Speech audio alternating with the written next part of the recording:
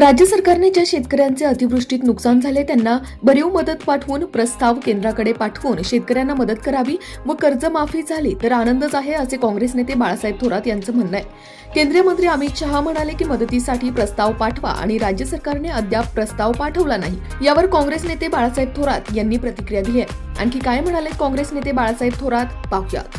अजून केंद्राने आमच्याकडे प्रस्ताव पाठवला नाही आणि सरकार म्हणतंय मदत करते, कसं पाहता या गोष्टी?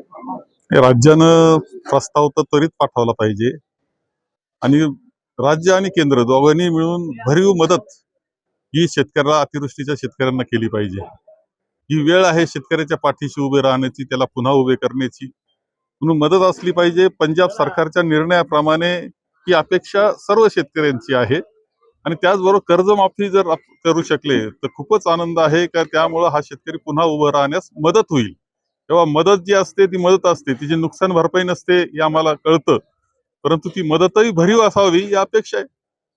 काल मुख्यमंत्री म्हणले की काटे जे मारतात त्यांच्याकडे बघतो, कसं पाहता? नाही, मी तर अभिनंदन केलं मुख्यमंत्र्यांचं, त्यांना खरं दुखणं कळालेलं आहे। एक योग्य व्यासपीठावरून ते हे बोललेले, महाराष्ट्रात चांगला मेसेज गेलाय। खूप काळजी त्यांनी घ्यावी, शेतकरी त्यांना दुवा देतील। संगमनेर तालुक्यातही मोठ्या प्रमाणात शेती पिकांचं नुकसान झालंय, सतत पाऊस पडतोय, मात्र मदत अजून पंचनामे नाही। अतिवृष्टीमुळे काही गावांचं नुकसान झालंय, या व्यतिरिक्त सतत जो पाऊस पडत राहिला त्यामुळे पिकं गेलेली ही वस्तुस्थिती आहे। 2005 आणि 6 साली सुद्धा ही परिस्थिती होती, त्यावेळेच्या सरकारने खूप चांगली मदत केली होती। आम्हाला संगमेर तालुक्याला, अकोले तालुक्याला सुद्धा ती अपेक्षा आहे। ब्युरो रिपोर्ट, जनता आवाज न्यूज।